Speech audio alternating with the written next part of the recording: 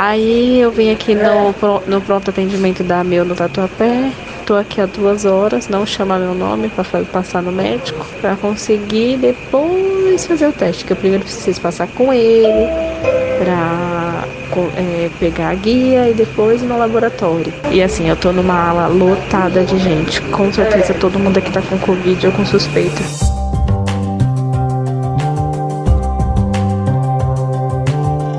Você, assim como a produtora Diane Lemos, que acabamos de ouvir, tentou fazer teste para Covid-19 neste começo de ano? Se a resposta for sim, provavelmente teve que enfrentar longas filas e horas de espera, ou até não encontrar material para realizar o diagnóstico. O aumento de casos de Covid-19 e de pacientes com sintomas gripais tem levado a uma corrida por testes para detectar o coronavírus. Devido à procura por testes rápidos para a Covid-19 e influenza nas últimas semanas, as farmácias já registram falta do material aqui na capital paulista. E segundo a Associação Brasileira de Redes de Farmácia e Drogarias, a taxa de positividade para o novo coronavírus saltou de 5% no início de dezembro para 26% após o Natal em todo o país. Dados da Associação Brasileira de Redes de Farmácias e Drogarias apontam que 284 mil testagens foram feitas entre 27 de dezembro e 2 de janeiro, 50% superior ao de 20 a 26 de dezembro. O número de testes para Covid-19 e gripe cresceu quase 50% nas farmácias e também laboratórios do país. Com isso, já é registrada a falta de exames em alguns locais. Já o volume de resultados positivos para a Covid pulou de 22 mil para 94 mil. A epidemia de influenza em vários estados e o espalhamento da variante Ômicron do coronavírus, mais contagiosa, são os principais motivos para a aceleração da procura. A produtora Diane Lemos, que ouvimos no começo, conta um pouco mais da sua saga para conseguir fazer o teste para a Covid-19. Não, na verdade, eu estou o dia inteiro tentando fazer esse teste, o dia inteiro, porque desde a hora do almoço a gente está tentando fazer esse teste e não consegue. Vai num lugar, vai em outro, vai num lugar, vai em outro. Ah, seu convênio não atende mais. Ah, eu vou pagar. A farmácia tá em falta, tem que esperar, tem que agendar só a semana que vem. Ah, vai no pronto-socorro. Ah, uma fila de espera de 2 horas. Se você passou por alguma farmácia nesses dias, deve ter percebido as longas filas que se formam para fazer o teste de Covid. Sobre essa demanda e como esses estabelecimentos estão lidando com o aumento de testagem, vamos conversar com o CEO da Abrafarma, Sérgio Mena Barreto. Tudo bem, Sérgio? Olá, tudo bem? Primeiro, a gente gostaria de entender a situação, né? Qual é a situação hoje em relação à oferta e procura desses testes de Covid nas farmácias? Realmente a gente está tendo uma procura muito forte de testes da Covid-19 nas farmácias, nas redes associadas à Abrafarma. Isso tem sido uma constante. Então, só para vocês terem uma ideia, a gente vinha de uma média de 90, 100 mil testes por semana em novembro de 2021. A gente já tinha tido um pico bem forte, tá? De 380, 390 mil testes em maio de 2021. Depois isso foi baixando, ou seja, à medida que as pessoas foram se vacinando, que o número de casos foi diminuindo, a gente veio, então, ficando numa média de 90, 100 mil testes por semana em novembro. Quando vem dezembro, aí na partir da segunda semana tudo explode. Então a gente passa para 150, 180, 200... Fechamos o 2021 com 283 mil testes na última semana. E eu não tenho os dados ainda dessa semana que está acabando agora, né, do dia 9, que a gente faz um painel semanal de segunda a domingo. Mas eu acredito que tenha ultrapassado 400 mil testes. Então, pelo preview que a gente tem, provavelmente foi a semana com mais testes desde o início da pandemia. Então, daí a procura e o relato que você tem de filas, e realmente está difícil para fazer teste. E muitas farmácias, né, eu conheço, tem alguns conhecidos que foram procurar testes, algumas até relatam falta de testes. Ao que o senhor atribui essa escassez de teste? É realmente ao aumento da demanda que não era esperada ou existe um problema também de matéria-prima chegar no país? Não, realmente é uma demanda acima do esperado, né? Então, se a gente considerar que a gente fazia 100 mil testes por semana em novembro e agora, primeira semana de janeiro, a gente está fazendo 400 mil, é 4 vezes o que se fazia em novembro. Então, óbvio que os sistemas eles vão se adaptando, né? Então, você caiu para 100 mil por semana, então aquela farmácia que você costuma ir, sei lá, vai ter 10 kits, vai ter 12 kits para atender uma demanda baixa. Se você passa para uma procura de 30, 40 kits para aquela mesma farmácia, ela tem que sofrer uma cobertura adicional de estoque. Só que, assim, teve também um fator que dezembro é um mês que, a partir de 20 de dezembro até 10 de janeiro, as indústrias farmacêuticas, de um modo geral, elas entram em recesso. Então, as equipes de trade e tudo mais. As farmácias, tradicionalmente, fazem pedidos até a semana de 15 de dezembro. E aí vão receber aqueles pedidos ao longo do tempo. Óbvio, se a gente encontrou, então, uma super demanda para testes e, ao mesmo tempo, o fornecedor estava em recesso, então a gente tem uma coincidência aí, digamos assim, a tempestade perfeita, né, para faltar teste. Agora, isso tudo já está bem normalizando, tá? Os testes a gente conseguiu reforçar os estoques, os fornecedores já despacharam novos pedidos. Então, assim, continua difícil porque a demanda realmente está acima do normal. Para a gente encerrar, Sérgio, só para reforçar, você disse que a normalização, né, dos testes, né, de ter testes nas farmácias, deve acontecer aí nos próximos dias? Sim, sem dúvida, né? A gente continua com uma procura muito alta. Para que você tenha uma ideia, a gente está com a maior taxa de positivos de toda a pandemia. O auge de positivos, de resultados positivos, tinha sido lá em maio do ano passado, em torno de 26%, 27%. Hoje a gente está com uma taxa de 33%, e essa taxa é constante, tá?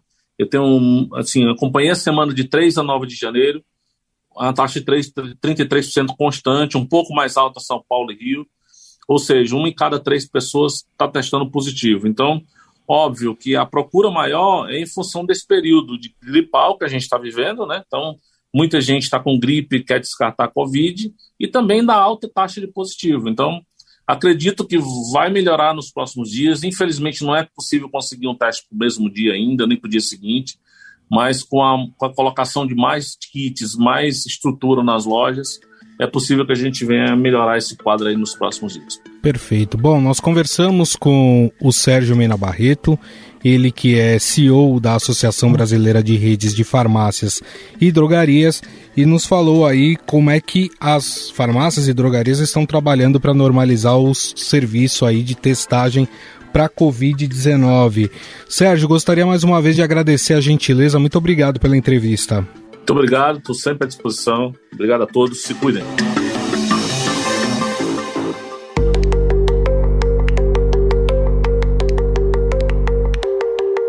Na rede pública, prefeitos já cobram do governo federal o envio de mais kits com receio do desabastecimento. O prefeito de Florianópolis, Jean Loureiro, que lidera um consórcio de 2.000 municípios, afirmou ver risco de desabastecimento de testes de Covid diante da escalada de infectados no país. Em função dessa última semana, a ampliação da taxa de transmissibilidade da Covid em todo o país, combinado com a influenza que vem muito forte e gerou uma demanda infinitamente superior à prevista para esse início do ano de 2022. Isso a gente trouxe um quadro para o país demonstrando a nossa preocupação, primeiro da necessidade de testar. Temos que testar, isolar e monitorar. Ontem, o ministro da Saúde, Marcelo Queiroga, prometeu entregar a estados e municípios 40 milhões de testes para a Covid-19. Segundo ele, 14 milhões de testes serão entregues em até 15 dias. As nossas atenções hoje estão voltadas em relação a esse aumento de casos da variante Ômicron, né? Nós temos informações que dos testes que os casos eles estão numa velocidade muito grande. A saúde privada tem que ampliar também a sua capacidade de testagem porque o Sistema Único de Saúde tem uma atenção primária muito forte.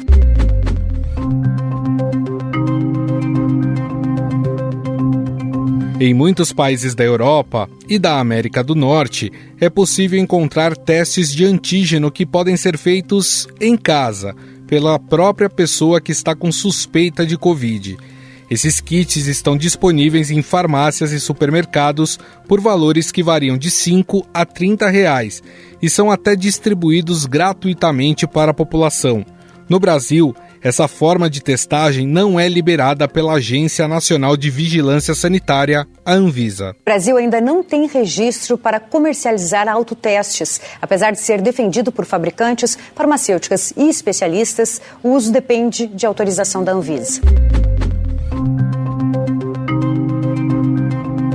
O entrave para o autoteste é uma normativa de 2015 da Anvisa. A regra exige que os resultados de doenças contagiosas e de notificação compulsória sejam coletados por profissionais especializados. Segundo a Anvisa, o modelo mais restrito confere segurança à coleta, garantindo que seja feita de forma adequada e com resultado notificado às autoridades. Por causa disso, o Ministério da Saúde vai pedir à agência que avalie o tema, por considerar o autoteste uma importante ferramenta de apoio na contenção do vírus. Para falar mais sobre o problema dessa falta de testes devido à alta demanda, vamos conversar com Miguel Nicoleles, neurocientista da Universidade de Duke. Tudo bem, doutor? Tudo bem, muito obrigado pelo convite. Prazer é todo nosso. Doutor, um dos pontos que eram apontados, inclusive pelo senhor, lá no começo da pandemia, né, como importantes para o combate à pandemia, era a testagem rápida e maciça da população. Passado mais de 2 anos de toda essa situação que a gente vem vivendo, como ainda é possível faltar testes no Brasil? Realmente é incrível, né? Nós estamos talvez no pior momento da pandemia em termos de transmissibilidade da variante dominante no mundo, a Omicron. E o Brasil é um dos piores países do mundo em termos de testagem per capita. E não só não testa, como não adquire, né? Os testes estão faltando em todos os lugares. E sem testagem você não tem a menor chance de saber qual é o tamanho da encrenca que nós estamos enfrentando nesse momento. E junto da Covid, né, doutor, a gente tem essa nova cepa do vírus influenza, né, que tem também contaminado muita gente. A importância dos testes é também para isso, para diferenciar quem está com gripe e quem está com Covid e fazer a separação correta? Exatamente, porque clinicamente você não consegue fazer o diagnóstico diferencial. O quadro da Omicron é muito parecido com o quadro da influenza clínico nesse momento, né?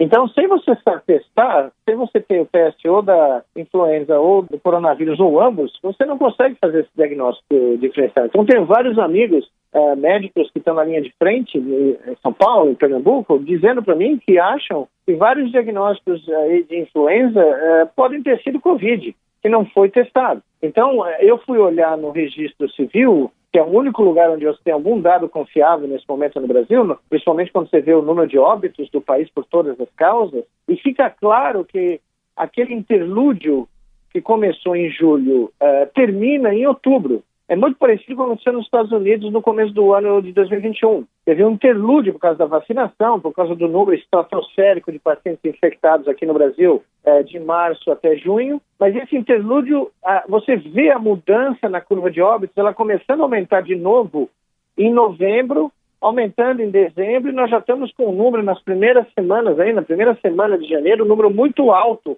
de óbitos por todas as causas, que incluem Covid como a causa dominante nesse instante, né? Então, evidentemente, as pessoas que falaram, não, a pandemia termina em outubro, estamos no final, em dezembro vamos ter festas sem problema, foi um absurdo, né? Porque era claro que os dados já estavam com problemas desde setembro.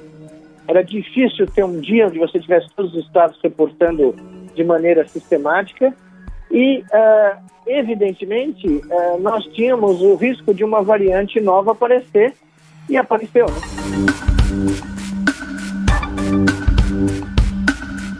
Agora, doutor, é importante isso que o senhor falou, né? Porque nós já sabíamos desse problema da Ômicron, que ela era mais contagiosa, vem dos outros países, principalmente na Europa. A gente já estava vendo a curva subindo novamente na Europa. Faltou planejamento e preparação aqui para nós? Bom, desde o começo da pandemia é isso que falta, né? É o que nós não temos desde o início. E realmente agora foi o pínaco, né? A cereja do bolo da desorganização, porque os dados começaram a pipocar na Europa, no Reino Unido, depois nos Estados Unidos.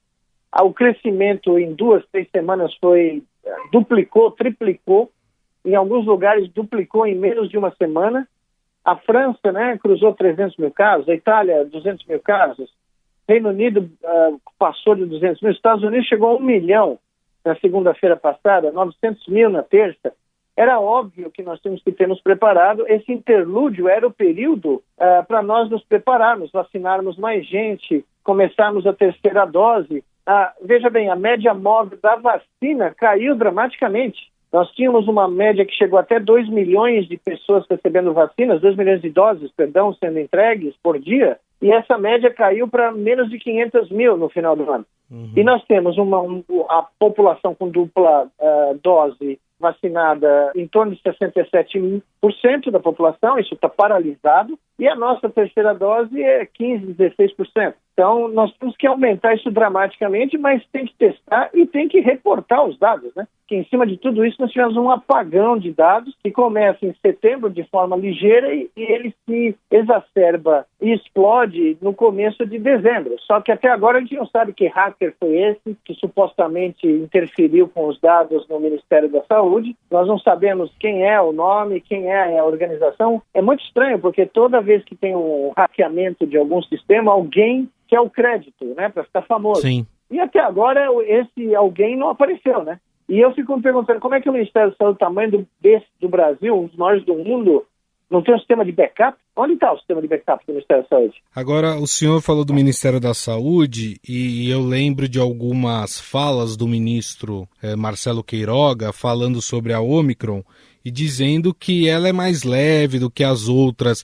Isso é uma realidade, doutor, ou não? Ou precisa se preocupar sim com a Ômicron? Esse boato começou lá na África do Sul com o relato de uma médica sul-africana com um grupo muito pequeno de pacientes, onde os sintomas clínicos que ela observou eram mais leves. Só que isso não se aplica a todo mundo, não se aplica a pessoas que são, por exemplo, não vacinadas. O quadro pode ser tão grave quanto qualquer outra variante que nós tivemos. E além do que, quando você vê uma variante que, como eu estava mencionando agora há pouco, em poucos dias passou a afetar 2 a 3 milhões de pessoas por dia, e basicamente ameaça nesse instante colapsar os sistemas de saúde do Canadá, do Reino Unido, dos Estados Unidos, 3 dos maiores sistemas de saúde do mundo, e ameaça agora ter uma explosão na Índia, que já chegou a quase 200 mil casos ontem, provavelmente tem muito mais, né? Porque a subnotificação na Índia é de 10 a 20 vezes. Então, não tem nada de leve nisso, porque no momento que você, por exemplo, sobrecarrega os sistemas hospitalares e os próprios profissionais de saúde começam a ficar doentes, você começa a ter pessoas morrendo em hospitais por falta de gente para cuidar delas. Não interessa o grau da doença que elas possam ter, ela pode ser complicada pela falta de gente para dar medicamento, para monitorar, para tomar conta. Então, nesse momento, é um desserviço e é um absurdo, porque nós podemos estar falando, nesse instante, no mundo, do agente mais transmissível que existe. Né? Se você olhar a curva americana, por exemplo, parece que um foguete decolou desde o feriado de Ação de Graças, né? No final de novembro. E aqui no Brasil, por causa das festas de final de ano, houve uma transmissão explosiva. Então, quando você tem um número muito grande de pessoas infectadas, mesmo que a fração de pessoas que tenham casos graves seja menor, vamos assumir que é menor do que a Delta, por exemplo, você vai ter um número gigantesco de pessoas doentes gravemente, porque o número é muito grande, um número muito grande multiplicado por um número pequeno ainda é um número muito grande. Perfeito. E só lembrando que só não temos mais casos graves porque boa parte da população já pelo menos tomou as 2 doses da vacina, e aí a tendência é você ter sintomas um pouco mais leves, né, doutor? Exatamente. Tem um gráfico que acabou de ser publicado pela New York Times no final de semana, mostrando que tanto em Nova York como no país como um todo, as pessoas não vacinadas que estão internadas é 11 vezes mais do que as pessoas vacinadas.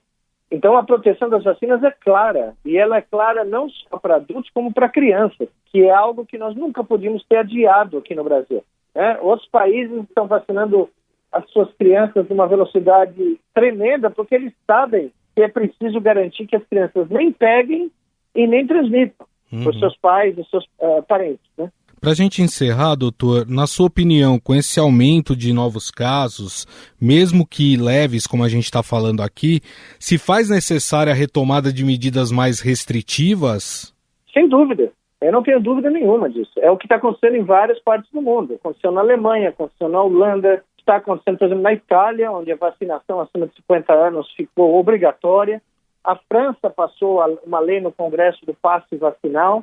E eu acho que aqui no Brasil nós temos, por exemplo, não tem condição de fazer carnaval, nenhuma forma de carnaval, nem de rua, nem de desfile, nem em clubes privados, nem festas particulares, simplesmente não tem, porque as pessoas que participaram de Réveillon e Natal, festas com grandes números de pessoas, estão pagando um preço altíssimo nesse momento, porque elas estão esquecendo que esse vírus é peculiar, ele pode causar doença crônica, é o long COVID, né, em inglês. E essa doença crônica pode afetar o coração, o rim, o cérebro. São pessoas com déficits cognitivos, déficit de audição, déficit de olfato, pessoas com AVC, pessoas com insuficiência renal, insuficiência respiratória, insuficiência cardíaca, porque o vírus fica no organismo, mesmo no caso de infecções leves pode ocorrer.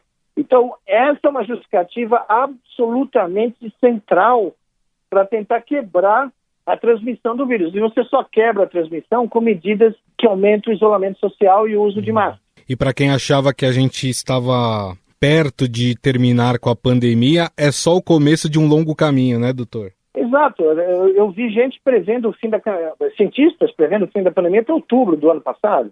Médicos sanitaristas da cidade de São Paulo dizendo que podia tirar a máscara. E o problema que as pessoas não entendem é que quando fala, não, tira a máscara, né, quando está em ambientes abertos, a pessoa não vai entender a diferenciação de ambientes abertos e ambientes fechados. A pessoa vai ouvir, tira a máscara, vai tirar a máscara. Foi o que aconteceu no Rio de Janeiro, por exemplo. E olha o que está acontecendo no Rio de Janeiro nesse momento. Então, foi completamente prematura a previsão que a pandemia ia acabar em outubro ou dezembro, só com aqueles números subnotificados que nós temos no Brasil.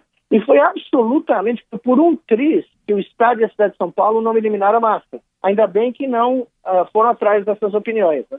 Bom, nós conversamos com o professor emérito de neurociência da Universidade de Duke, nos Estados Unidos, o neurocientista Miguel Nicoleles, que nos trouxe aí um pouco do seu conhecimento para falarmos ainda desta pandemia que continua e que voltou com toda a força no nosso país e no mundo. Doutor, gostaria de agradecer mais uma vez a sua entrevista. Muito obrigado. O prazer foi todo meu. Muito obrigado e melhores votos para todos.